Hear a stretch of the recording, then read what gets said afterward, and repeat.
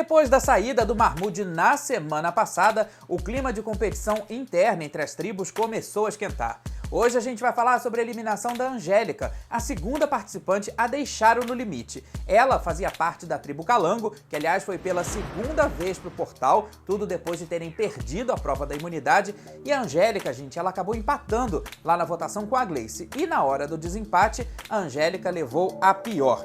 Olha, eu tava conversando aqui com a produção do programa, talvez se a votação do No Limite fosse uma votação popular, né, como é feita, por exemplo, no Big Brother Brasil, a Angélica já estava fora, eu acho que lá na primeira semana. Por quê? Porque lá atrás, no comecinho do jogo, o pessoal da internet acabou julgando bastante o comportamento da Angélica, porque ela combinou votos com o Mahmoud, né? Eles estavam trocando ali informações a respeito sobre quem iriam votar e na hora da votação a Angélica fez tudo completamente diferente. E aí o público da internet realmente caiu em cima, então se fosse por voto popular, ela já estaria fora do programa. E lá no confinamento, ela também andou se estranhando bastante com alguns participantes, com alguns membros da própria tribo dela, né, da tribo Calango, e isso aí acho que causou um certo atrito, principalmente com a Gleice também. Ela reclamou muito da Gleice e na prova Privilégio, que foi exibida ontem, na edição de ontem, ela também se estranhou com todo mundo, quer dizer, ela estava ali meio que batendo de frente.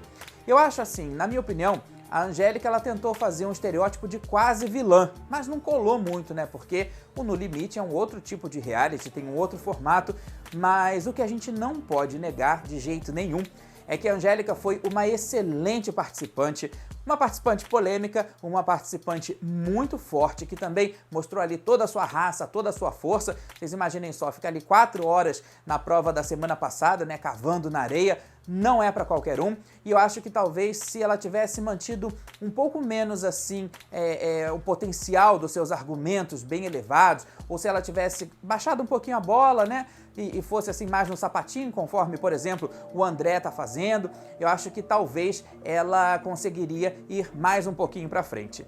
Mas agora, gente, são apenas 14 participantes lá, confinados na praia, confinados nos seus últimos, nas últimas circunstâncias dos seus limites, tudo pela disputa pelo prêmio de R$500 mil.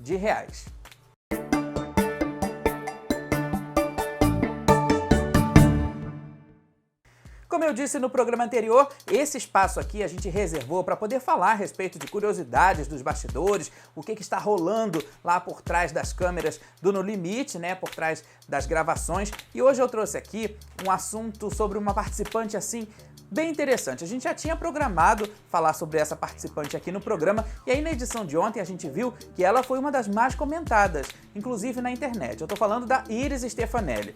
Pois é, gente, no episódio de ontem, né, a gente viu que em apenas 2 dias, porque tudo que a gente assistiu ontem foi passado no dia 4 e no dia 5, é como se fosse um diáriozinho. E nesses 2 dias, a Iris, ela tentou, de uma certa forma, desequilibrar bastante a tribo dela. Ela que faz parte da tribo Carcará, que na minha opinião é a tribo mais concentrada, mais forte realmente, que está mais assim entregue dentro da disputa, né? Essa é a minha opinião, claro. Mas a Iris, ela tentou desestabilizar um pouco ali a tribo. Por quê?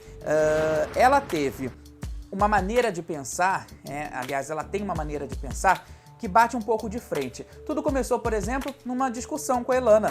Quando ela ali vai discutir com a Elana por conta de comida, por conta de fome e tudo mais, a Elana, muito educada, muito na disciplina, se conteve, não entrou no bate-boca com a Iris e aquilo ficou ali mesmo, né?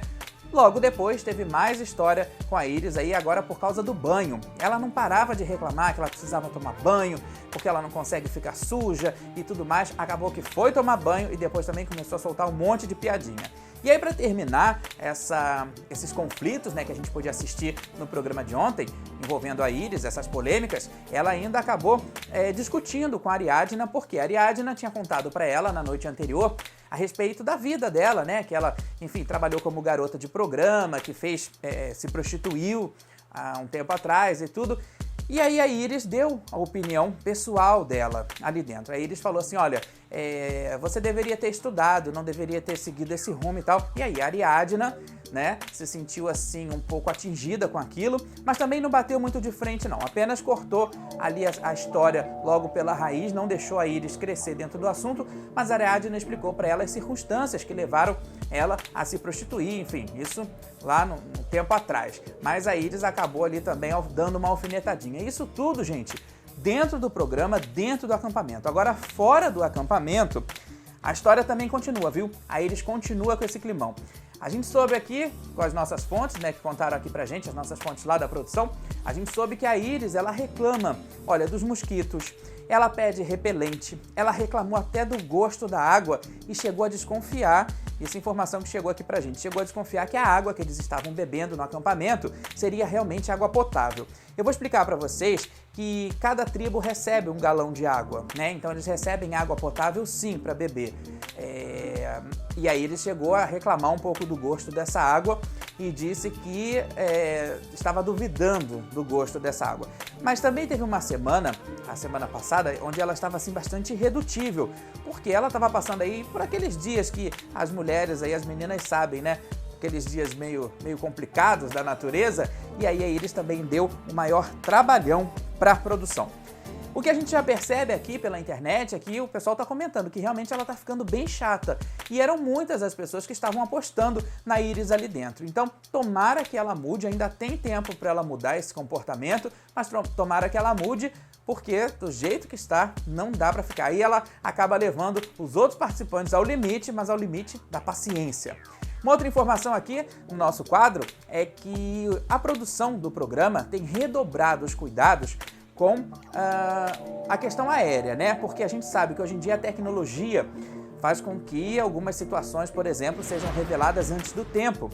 Isso tudo com a facilidade dos drones. Então, tem gente da produção já com olhos de lince, uma preocupação assim redobrada por conta de possíveis drones que possam se aproximar ali da área da gravação.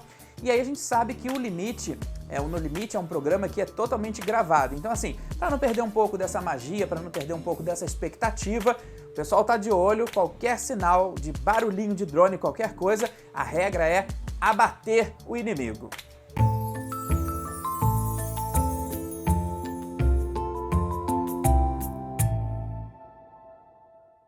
As condições climáticas desfavoráveis acabaram tirando o sono dos participantes do No Limite. Tanto a tribo Carcará quanto a tribo Calango sofreram bastante com ventos fortes, com muita água e, claro, muito frio. Aliás, a produção chegou até a levar casacos, né, e mantas térmicas para que eles pudessem se aquecer, porque realmente a temperatura caiu bastante. Mas por aqui, longe de tudo isso, quando a temperatura cai, a boa pedida, aliás, a melhor pedida é um bolo do Tudo Vira Doce. Hoje eu tenho aqui um bolo de cenoura com calda de brigadeiro que é incrível. Aliás, toda a linha também de doces é assinada pela confeiteira Fátima Ferreira, que olha, merece todos os aplausos do mundo, porque é cada delícia de deixar a gente com água na boca. Então, você que quer saber mais informações sobre o Tudo Vira Doce, é só entrar na página deles, lá no Instagram, no perfil deles e conferir todo o menu e todas as delícias que eles preparam sempre com o maior carinho para você que acompanha a gente e para você de todo o Rio de Janeiro, que, claro, não vive sem uma delícia, não vive sem um docinho. Tudo Vira Doce, aqui no 5 Minutos de Fama.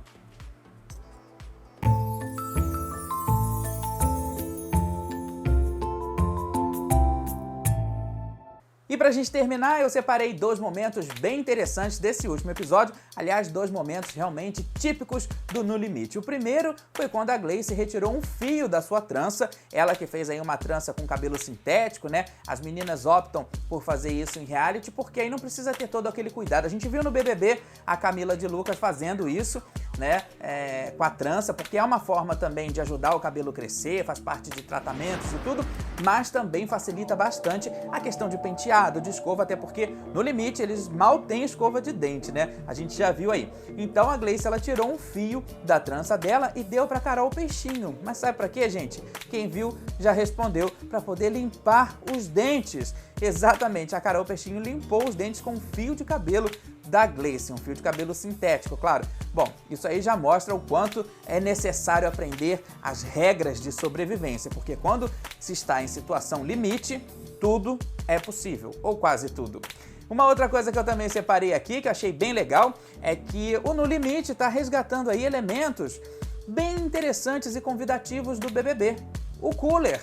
Exatamente, são elementos, o cooler cheio, né? São elementos assim que despertam nos participantes outros tipos de sensações, outros tipos de histórias. E aí, gente, a gente fica aqui do outro lado como telespectador na maior frustração. Por quê? Porque a equipe Calango não recebeu o cooler, quem ganhou foi a equipe Carcará. A equipe Calango ficou lá com a sua aguinha potável, mas a equipe Carcará recebeu o cooler porque eles ganharam a prova da imunidade e nesse cooler tinha cerveja, foi uma marca de cervejas que patrocinou essa prova, mas a gente ficou assim querendo o restante da história, né? Porque a gente de casa não pôde assistir o que aconteceu no pós-cooler, né? Ou no durante cooler, porque lá no BBB o que animava bastante é que o reality é exibido em tempo real, então a gente podia acompanhar ali o que acontecia enquanto aquele cooler era degustado. Então ficou assim esse gostinho da gente querer saber como os participantes eles se desenvolveram ali, né?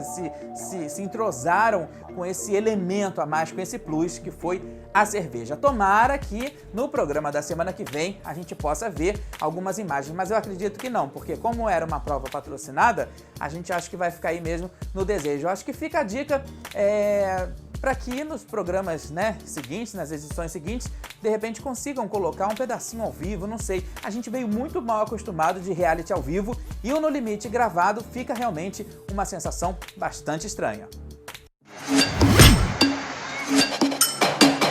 A tribo Calango com menos 2 participantes. A tribo Carcará saindo em disparada, vencendo todas as provas. E você aí do outro lado, está torcendo para qual tribo?